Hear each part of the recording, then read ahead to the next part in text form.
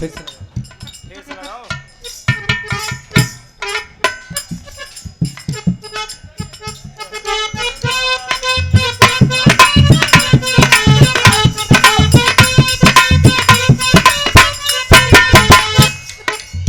ये हमारे मास्टर साहब के दिल का हरकत है। इनके अंगूरी में करामात है। वाह, उस समय की बात बता रहे हैं जिस समय मदन मुरारी द्वारिकाधीश भगवान श्री कृष्ण कन्हैया जी गोकुल छोड़ करके मथुरा जाने लगे। गोपिकाएं उनके विरह में ये गीत गाती थी बाबूजी। कैसे गाँव मास्टर? एक भोजपुरी वाले बड़ा तहलका मचाए दे हैं। तोहरा पे बसे राजा हमारा परानावा हो,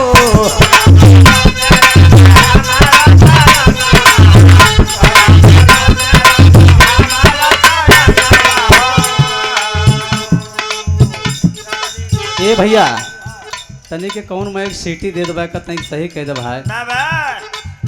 देख ले हेलो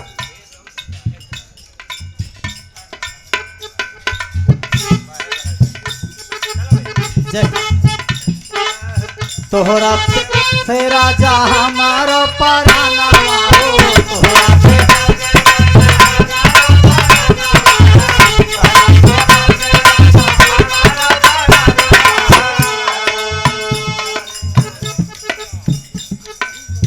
तोहरा पे बसे राजा हमारो परानावा हो।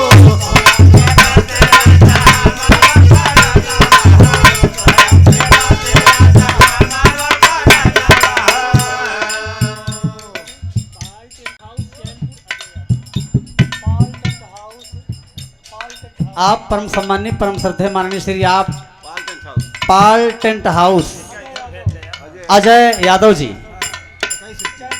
ग्राम चैनपुर के पवित्र पावन धरती से 21 रुपए के पुरस्कार है। बहुत बहुत प्रणाम साहब को, आशीर्वाद प्रतीक्षा है। जहिया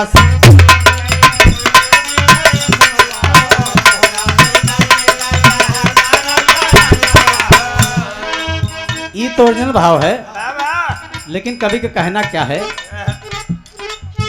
गोपिकाएं भगवान कन्हैया जी के विरह में व्याकुल हैं और कहती क्या है? तही के पति और पढ़े मास्टर। तोहरा पे बसे राजा हमारा परानावा हो,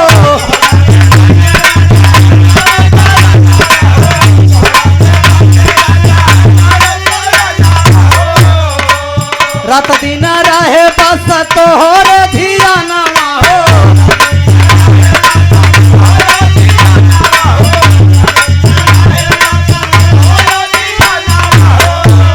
जब लालू अंगड़ाई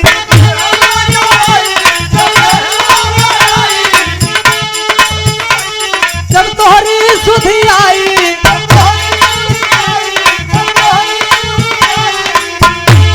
मन डोले लागे जैसे डोले बेनवा हो, रात दिन रहे बस। ये तो ओरिजिनल भाव है।